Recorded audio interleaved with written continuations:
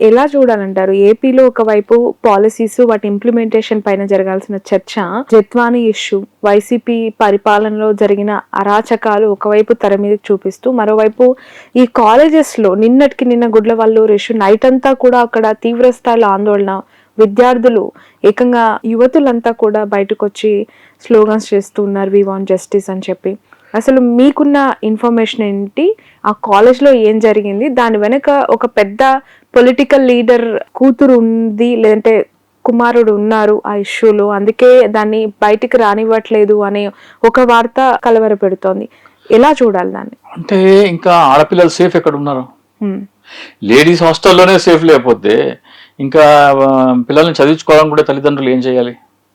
ఇప్పుడు సిటీలో ఉన్న వాళ్ళకంటే ఇంటి దగ్గర కాలేజ్ ఉంటే వస్తారు వెళ్తారు, కానీ అందరికీ ఆ వెసులుబాటు ఉండదు కదా. పల్లెటూరు నుంచి వచ్చి చదువుకోవాలంటే కంపల్సరీ హాస్టల్స్ లో ఉండాలి. హాస్టల్స్ లోనే సహ విద్యార్థిని ఒక వాష్రూమ్ లో పై కెమెరా పెట్టి దాంతో 300 పైగా వీడియోస్ షూట్ చేసి అవి వాళ్ళ మీద చర్యలు తీసుకోమంటే మీనమేషాలు లెక్కించడం అంటే డెఫినెట్ గా వెనకాల ఎవరో పెద్ద హస్తం ఉంది, వెనకాల ఎవరో పెద్ద చెయ్యే ఉంది.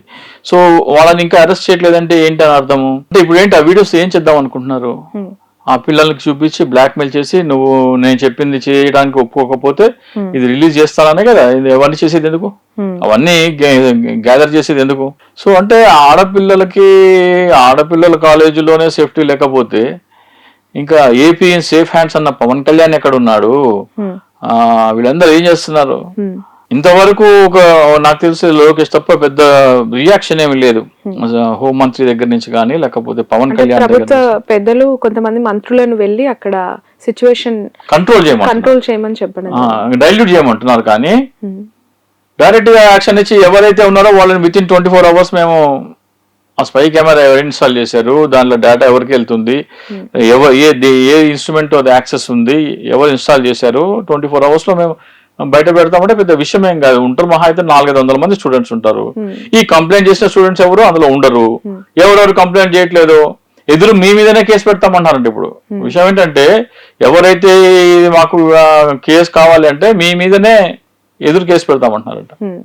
సో పవన్ కళ్యాణ్ గారు సుగాలి ప్రీతి అంశంలో అసలు మున్నీరు అయిపోయిన పవన్ కళ్యాణ్ గారు, ఆయనకు మరి చీమ గుట్టినట్టు కూడా లేదేంటి? ఒక ట్వీట్ లేదు కనీసం. ఆయన వెళ్ళేసేసి అక్కడ కూర్చుని నాకు ఐ వాంట్ జస్టిస్ అని అక్కడ కూర్చోవాలి కదా. డిప్యూటీ సీఎం వెళ్ళగలుగుతారా? ఎందుకు డిప్యూటీ సీఎం అంటే నేను అసలు ఆంధ్రప్రదేశ్ లో నేను అంటే అధికారంలోకి వచ్చిన తర్వాత ఒక పవన్ కళ్యాణ్ అభిమానులు ఉన్నారు. ఆంధ్రప్రదేశ్ లో గాలి పీల్చుకుంటే అదృష్టం అంట. జూన్ 4వ తారీఖున ఆయన నాకు చేసిన వాట్సాప్ మెసేజ్, ఆంధ్రప్రదేశ్ లో స్వేచ్ఛా వాయువులు పీల్చుకోవాలంట. ఆయన ఏరోనాటికల్ ఇంజనీర్ పవన్ రాజ్ అని. ఏరోనాటికల్ ఇంజనీర్ పవన్ కళ్యాణ్ కి ఎంత అభిమానం అంటే ఒకసారి వచ్చి గుడ్లవల్లేరులో స్వేచ్ఛా వాయువులు పీల్చుకోమని చెప్తున్నా పవన్ కళ్యాణ్ గారిని. మరి సేఫ్ హ్యాండ్స్ అని సాయి ధరమ్ తేజ్ అన్నారు కదా, ఏపీ సేఫ్ హ్యాండ్స్ అని. సేఫ్ ఇటువంటి ఎంత జాగ్రత్తలు చేసినా ఎన్ని చేసినా ప్రివెంట్ అయితే చేయలేము. కానీ సంఘటన జరిగిన తర్వాత మీ రియాక్షన్ ఇన్స్టెంట్ గా ఉండాలి. సాయి ధరమ్ తేజ్ గారు అన్నట్టు ఏపీ స్టేట్ సేఫ్ హ్యాండ్స్ లో లేదంటారు. ఎందుకంటే ట్విట్టర్ లో ఎక్స్ వేదికగా చాలా మంది దాన్ని ట్యాగ్ చేస్తూ ఉన్నారు, AP is not in safe hands అని చెప్పి అతనికే మళ్ళీ కౌంటర్ పోస్టులు పెడుతూ ఉన్న పరిస్థితి. ఇప్పుడు రియాక్షన్ ఉండాలి కదా. ఇప్పుడు మొన్న ఒక బ్లాస్ట్ ఏదో జరిగింది. బ్లాస్ట్ జరిగితే ఏమన్నారు పవన్ కళ్యాణ్ గారు? గతంలో ఎల్జీ పాలెం అసలు జరిగితే సేఫ్టీ ఆడిట్ ఉండాలన్నారు. ఇప్పుడు సేఫ్టీ ఆడిట్ ఉంటే పరిశ్రమలు పోతాయి, ఉద్యోగాలు పోతాయి అంటున్నాడు. అంటే ఎలా పల్టీ కొడతారు, దానికి ఒక లిమిట్ అంటూ లేదు. పవన్ కళ్యాణ్ ఎంతటి అవకాశవాదం అంటే నేను గత దశాబ్దాల కాలంగా ఆయన చేసే ప్రతి ఒక్క స్టేట్మెంట్ కి అవసరం వస్తే ఇట్లా టోటల్ రివర్స్ అయిపోతాడు. ఆయన ఎల్జీ పాలిమర్స్ లో ఒకటి, ఈ రోజున ఒకటి కాదు, ఈ రోజున కూడా సేఫ్టీ ఆడిట్ జరగాలని అన్నాడు. మరి ఆ రోజున పరిశ్రమలు పోతాయని ఎందుకు అర్థం కాలేదు? సో పవన్ చెత్త పన్ను విషయం కానీ ఏ విషయం అయినా సరే పవన్ కళ్యాణ్ పల్టీ కొడుతున్నాడు. సో పవర్ స్టార్ కాస్త పల్టీ స్టార్ అయిపోయాడు. ఇప్పుడు ఒక్కొక్క మాట మీద ఒక్కొక్క పల్టీ కొడతా ఉన్నారు.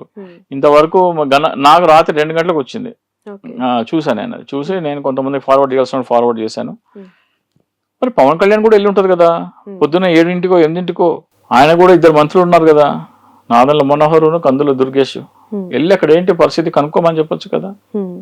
లేదు.